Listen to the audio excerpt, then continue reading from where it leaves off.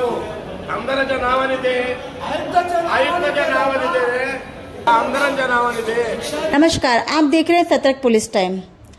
आज विकलांगों ने आमदार और आयुक्त के नाम पर भीख मांगकर अपना आक्रोश प्रकट किया। 9 बार हमारे विकलांग भाई बहन आंदोलन कर चुके हैं, पर अभी तक उनकी मांगे पूरी नहीं हुई है। क्या हमारे आमदार और हमारे आयुक्त तक, उनके कानों तक हमारे विकलांग भाई बहनों की आवाज नहीं पहुंच रही है? कब उन्हें उनका हक मिलेगा, सभी को इंतजार है। नमस्कार। तक मैडम को सिर्फ पासिंग करवाने के लिए टाइम लगा, अधिकारी पास नहीं कर रहे हैं। मैडम चाहिए तो खुद पास कर सकती है ना, जाके उधर बैठ के कि मेरे दिव्यांग आंदोलन कर रहे दो, तो क्यों नहीं मैडम पास कर रही है। लेकिन अगर उन्होंने मेरे ऊपर विश्वास रखा है कि काजल नाइक दिव्यांगों को इधर न्याय देगी, तो पहले काजल नाइक लड़ेगी, अपने आखिरी सांस तक लड़ेगी और दिव्यांगों को न्याय देगी। अगर नहीं न्याय दे पाई तो मैं बहू के पास जाऊंगी कि बहू मैं असमर्थ। अधिकाऱ्याच्या नावाने द्या।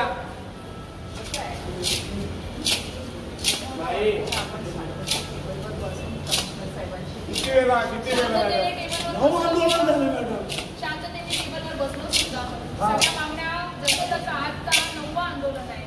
जर मध्ये दिव्यांगांना 9 आंदोलन करायला लागत असते आणि तरी सुद्धा मागण्या पूर्ण करत असते तर काय करायचं? त्याच्यासाठी आता आम्ही एक भीक मागून आंदोलन केलेलं आहे। 44 स्टॉल तुम्ही 14 मार्चला दिलात ना, लॉटरी काढला, त्याच्यानंतर दिव्यांग हे सुद्धा बघितलं नाही की दिव्यांग पूर्वेला राहतो की पश्चिमेला राहतो। पूर्वेचा पश्चिमेला दिला, पश्चिमेचा दिव्यांग। त्याच्यानंतर रेक्टिफिकेशन केलं, आचारसंहिता आली, आचारसंहिता आम्ही एक्सेप्ट केली। 10 जुलैला तुमची आचारसंहिता संपली, 10 जुलैपासून आज 2 सप्टेंबर आलं तरी अजून स्टॉल वितरण झालेले नाही। कधी आम्ही सांगितलं की 44 स्टॉलमध्ये मध्यस्थी बचूभाऊनी केलेली आहे, तर तुम्ही बचूभाऊंना बोलवा। आम्हाला सांगितलं की स्थानिक आमदारांना पण बोलवलं पाहिजे, म्हटलं ठीक आहे चालेल, स्थानिक आमदारांना बोलवा। त्यानंतर मला अनिकेत मनोहरकर साहेब सांगतायत की आमदार म्हणतायत मुख्यमंत्री साहेबांना बोलवूया। ठीक आहे चालेल, मुख्यमंत्री साहेबांना बोलवा, आम्हाला काही प्रॉब्लेम नाही। 5 सप्टेंबर बोलले, 5 सप्टेंबरला झालं, 22 ऑगस्टला मी आली, मला सांगितलं 5 सप्टेंबर नाही 2 सप्टेंबरला मुख्यमंत्री येत आहेत।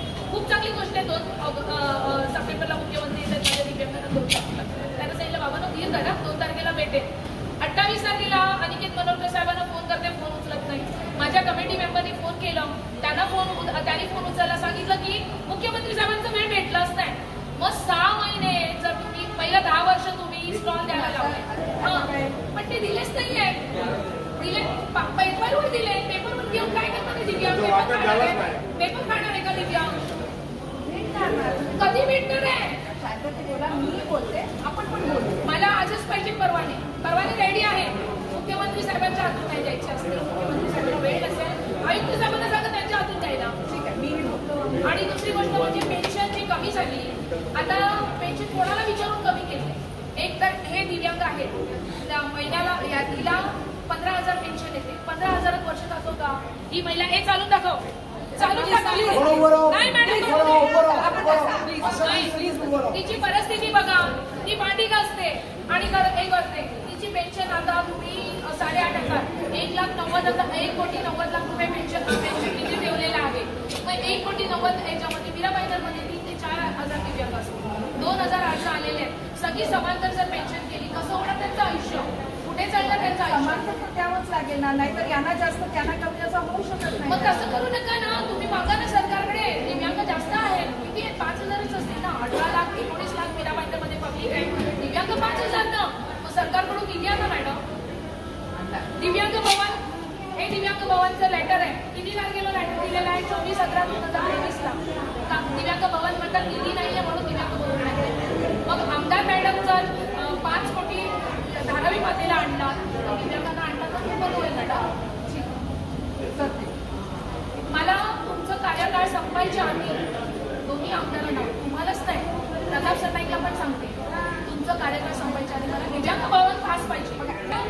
GR आहे, आमदार मीराबाईंच्या दिव्यांगांसाठी निधी आणू शकतो, मीराबाईंच्या दिव्यांगांना रोजगार उपलब्ध वस्तू देऊ शकतो, आम्ही प्रयत्न करतोय। आपलं साहित्य वाटप लवकरच मी आपल्याला डेट कळव, मला आजच वेळ ठरली, आज माझ्याकडे डेट मी आता देऊ शकत नाही, शासकीय मान्यता कधी देणार आहे मॅडम? मी 3 वर्ष झाली मॅडम, मी तुम्हाला 2-3 दिवस अगाऊ तुम्हाला डेट कळवणार नाही। मला आज आहे ना निर्णय हवाय, निर्णय घातल्याशिवाय मी बोलवते कमिशनर साहेबांना, मला